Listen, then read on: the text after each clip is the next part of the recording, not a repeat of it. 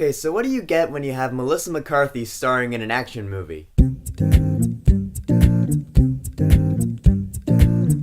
Spy. Now, I love me a good spy movie. Everybody loves a good spy movie. But this one is a comedy with Melissa McCarthy in the lead role. And if I learned anything from Tammy, it's that she's starting to lose her humor ability. So I went into this movie with pretty low expectations. But if this movie taught me anything, it's that she's not losing her humor ability. This movie pleasantly surprised me. So in this movie, we have Susan Cooper. She's an analyst for the CIA. She sits at a desk. She pretty much serves as the eyes and ears for the field agent. She wishes she could do more. She actually wants to go out into the field. So when said field agent falls off the grid, she volunteers to go on this mission herself and take down this arms dealer played by Rose Byrne. And so we have our action comedy adventure movie. And like I said, I was pleasantly surprised by this movie. Melissa McCarthy was actually very funny in this movie, and ultimately it's because of the type of humor that was used. It wasn't dumb slapstick like it was in Tammy, it was funny dialogue and writing. It wasn't so much that the dialogue bounced off each other. It did, but more often than not, it was just Melissa going, "Hey, here's an insult for you, enjoy." This movie is loaded with insults, some of which just made me laugh out loud. You would think at a point that these insults would get repetitive or boring, but they never did. So I gotta give huge props to Paul Feig, who wrote the script and directed the movie as well. He made the comedy work. Rose Byrne as the main bad chick in this movie was great. Not only is she super hot, and she knows it, but her dialogue was fantastic. Her dialogue with Melissa McCarthy is one of the things that drives this movie. It bounces back and forth. It's pretty good chemistry. Rose Byrne's a really good actress. I loved her in X-Men First Class, and I loved her in this movie. Little trivia for you, she actually had a small role in Star Wars Episode 2. Oof.